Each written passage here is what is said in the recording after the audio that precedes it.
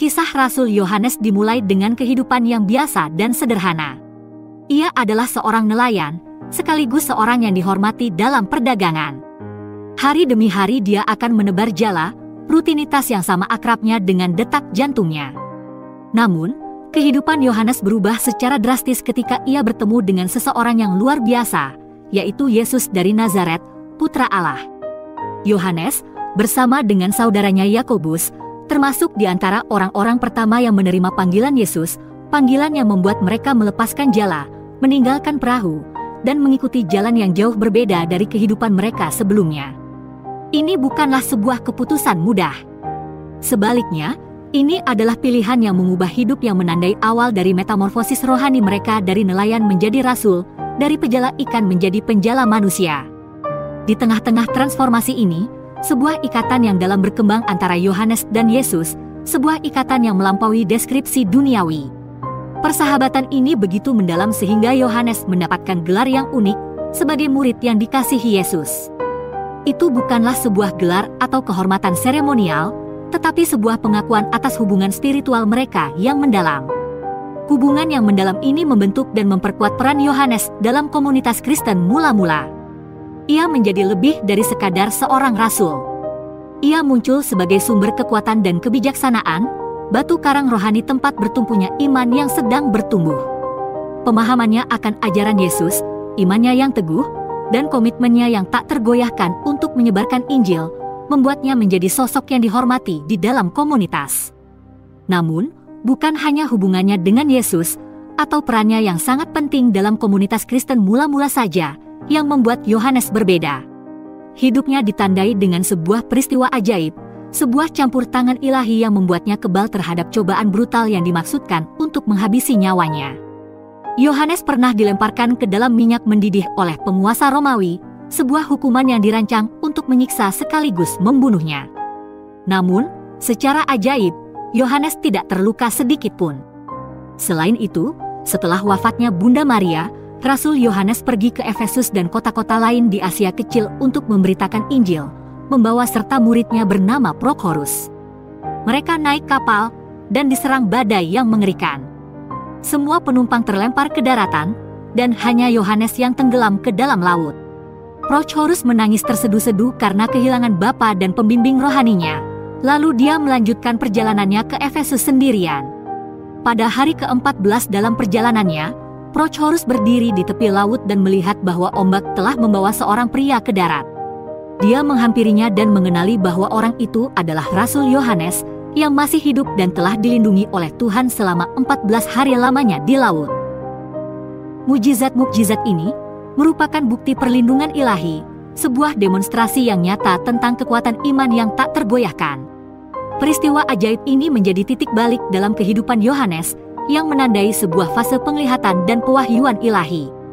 Pengalamannya berhadapan dengan maut membuka pintu gerbang menuju dunia yang dipenuhi dengan wahyu-wahyu ilahi yang kelak akan menjadi dasar dari kitab Wahyu, sebuah kitab yang memberikan wawasan penting tentang akhir zaman. Perjalanan Yohanes dari seorang nelayan biasa menjadi seorang rasul, ikatannya yang mendalam dengan Yesus, dan mukjizat yang terjadi dalam hidupnya, mengukir sebuah potret yang tak terlupakan tentang iman, keberanian, dan campur tangan ilahi. Setelah gagal dibunuh dengan minyak mendidih, Yohanes kemudian diasingkan ke pulau terpencil Patmos. Di tengah kesendirian dan kerasnya pengasingan, indera spiritualnya meningkat, membuka pintu menuju perjumpaan dengan yang ilahi. Sebuah visi yang mendalam muncul, sebuah peristiwa ilahi yang menjadi salah satu landasan iman Kristen.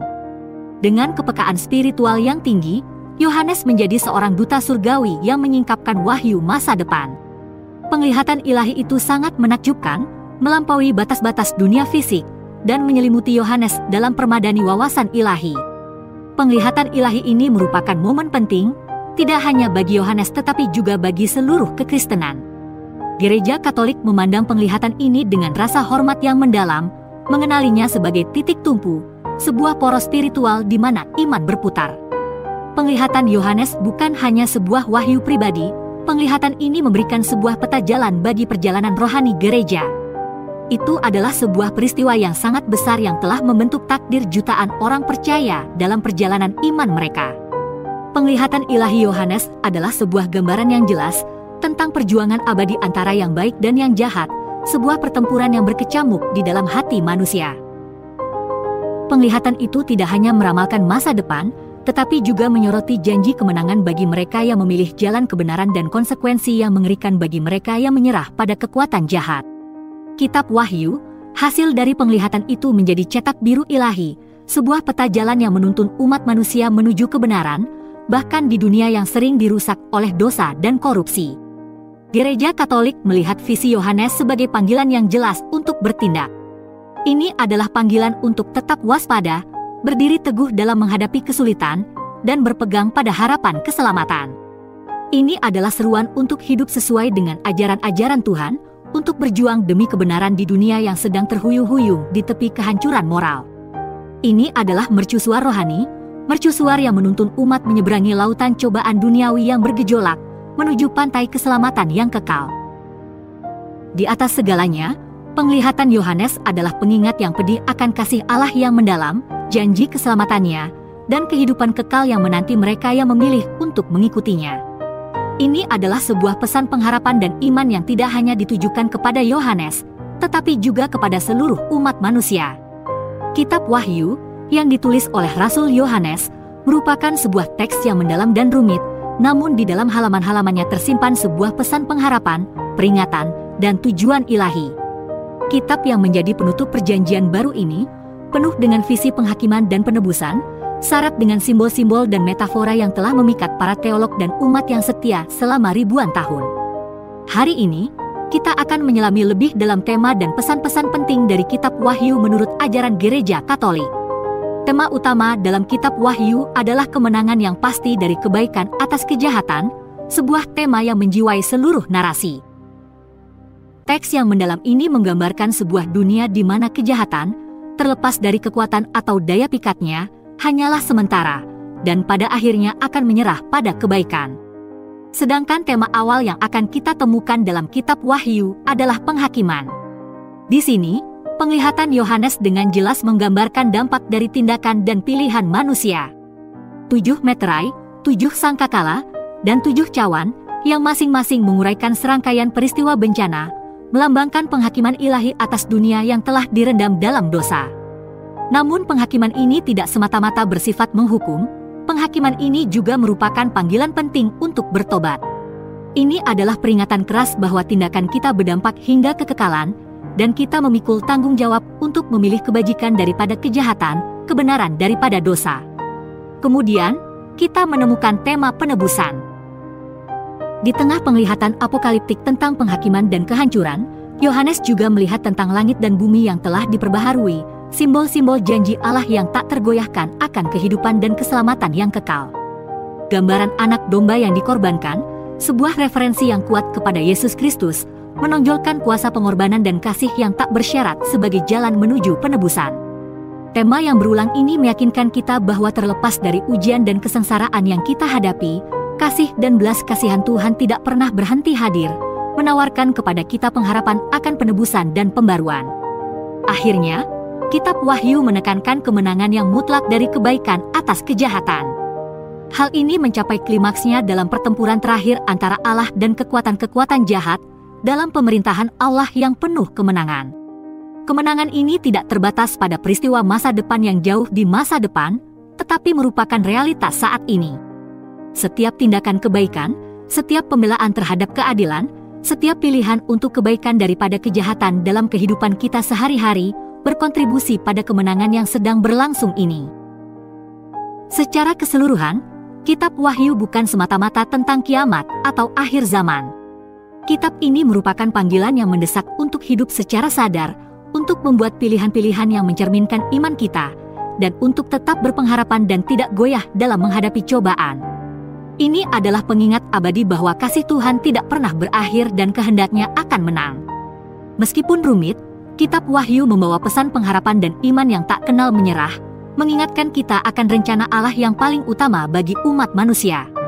Kitab ini mendorong kita untuk menyelaraskan hidup kita dengan rencana ilahi, menghidupi prinsip-prinsip kasih, keadilan, dan belas kasih dalam kehidupan sehari-hari. Kitab Wahyu adalah harta karun simbolisme dan metafora, yang masing-masing membawa pesan dan ajaran yang mendalam. Saat kita melangkah lebih jauh, mari kita selami makna dari beberapa simbol-simbol ini, seperti yang ditafsirkan oleh Gereja Katolik. Pertama, angka 7, motif berulang dalam kitab Wahyu, yang melambangkan kesempurnaan dan kelengkapan dalam numerologi Alkitab. 7 jemaat, 7 meterai, 7 sangkakala, dan 7 cawan bukanlah suatu kebetulan. Urutan-urutan ini menandakan kepenuhan penghakiman dan belas kasih ilahi Allah, mengingatkan kita akan rencananya yang sempurna dan kendali penuhnya atas takdir alam semesta. Selanjutnya, kita bertemu dengan 4 penunggang kuda yang masing-masing melambangkan bencana yang berbeda, penaklukan, perang, kelaparan, dan kematian. Para penunggang kuda ini bukan hanya pertanda malapetaka, tetapi juga pengingat akan konsekuensi dari penyimpangan dari jalan Tuhan. Mereka berfungsi sebagai peringatan keras, mendesak kita untuk hidup selaras dengan ajaran Tuhan dan mencari bimbingannya di tengah-tengah cobaan hidup. Kemudian, kita diperkenalkan kepada wanita yang berpakaian matahari dan naga. Perempuan yang bercahaya melambangkan gereja, ibu dari semua orang beriman, sementara naga adalah simbol setan dan penganiayaan tanpa henti terhadap umat beriman. Gambaran yang jelas ini menggarisbawahi realitas peperangan rohani, menyoroti ketangguhan gereja dan kemenangan iman atas kekuatan-kekuatan jahat. Terakhir, kita bertemu dengan 2 binatang buas, 1 dari laut dan 1 dari bumi. Binatang buas dari laut melambangkan kekuatan duniawi yang menentang Allah dan menganiaya para pengikutnya, sementara binatang buas dari bumi, yang juga dikenal sebagai nabi palsu, melambangkan ideologi-ideologi yang menyesatkan manusia dari kebenaran. Binatang-binatang ini memperingatkan kita akan daya tarik yang menipu dari kekuasaan duniawi dan ajaran-ajaran palsu, mendesak kita untuk tetap teguh dalam iman dan komitmen kita terhadap kebenaran. Memahami simbol-simbol ini membantu kita untuk lebih memahami pesan-pesan yang mendalam di dalam kitab Wahyu. Hal ini memperdalam pemahaman kita akan rencana ilahi dan memperkuat iman kita. Narasi-narasi simbolis ini mengingatkan kita bahwa perjalanan iman kita bukan hanya tentang memahami teks harfiah, tetapi juga tentang menyingkap kebenaran-kebenaran rohani yang lebih dalam yang ada di bawah permukaan. Ingatlah, kitab Wahyu bukan hanya sebuah nubuat tentang akhir zaman, melainkan sebuah bukti abadi dari kasih Allah yang tak tergoyahkan, rencana ilahinya, dan kemenangannya atas kejahatan. Mari kita rangkum penjelajahan yang mendetail tentang perjalanan yang telah kita lalui melalui kehidupan Rasul Yohanes yang luar biasa, visi ilahi, dan pesan simbolis yang mendalam dari kitab Wahyu. Kita telah menelusuri kehidupan seorang pria yang imannya begitu dalam, begitu teguh, sehingga mampu bertahan dalam cobaan yang berat, yaitu direbus dalam minyak mendidih. Kelangsungan hidup Yohanes yang ajaib ini bukan hanya merupakan bukti dari kekuatan iman, tetapi juga merupakan mukjizat terobosan yang membawanya ke tempat pengasingan di Pulau Patmos. Di tempat pengasingan ini, sesuatu yang luar biasa terjadi. Yohanes mengalami perjumpaan ilahi yang melampaui pemahaman manusia, sebuah perjumpaan yang akan mengubah arah wacana Kristen selamanya. Penglihatan ini, sebuah permadani rumit yang penuh dengan citra yang hidup dan simbolisme yang mendalam, mengatur sebuah narasi yang tak tertandingi tentang akhir zaman. Penglihatan Yohanes ini bukanlah wahyu yang dimaksudkan untuk menimbulkan rasa takut atau kengerian, tetapi dimaksudkan untuk menyampaikan pesan harapan, ketangguhan, dan iman yang tak tergoyahkan di tengah-tengah kesulitan. Kitab Wahyu, hasil dari penglihatan ini, adalah sebuah naskah simbolis yang kompleks, kaya akan metafora dan alegori. Menurut ajaran Gereja Katolik, Kitab Wahyu bukanlah ramalan tentang akhir dunia, melainkan sebuah narasi metaforis. Ini adalah sebuah kisah yang menyingkap perjuangan abadi antara yang baik dan yang jahat, sebuah pengingat akan kemenangan akhir Allah, dan janji akan langit yang baru dan bumi yang baru. Penglihatan Yohanes dan Kitab Wahyu berfungsi sebagai mercusuar di tengah lautan yang penuh gejolak bagi orang-orang percaya. Keduanya mengingatkan kita bahwa tidak peduli seberapa besar badai yang menerjang lautan kehidupan, ada rencana ilahi yang sedang bekerja. Kitab Wahyu menggemakan panggilan untuk tetap teguh di dalam iman, untuk percaya pada narasi ilahi yang jauh melampaui pemahaman fana kita. Singkatnya, kehidupan Rasul Yohanes, kelangsungan hidupnya yang ajaib, dan penglihatan yang terjadi setelahnya, memberikan kepada kita pandangan tentang yang ilahi, sebuah lensa yang dapat digunakan untuk melihat misteri-misteri yang dalam dari sebuah pengharapan yang menjadi dasar utama iman Kristen. Terima kasih telah menyaksikan video ini. Tuhan memberkati.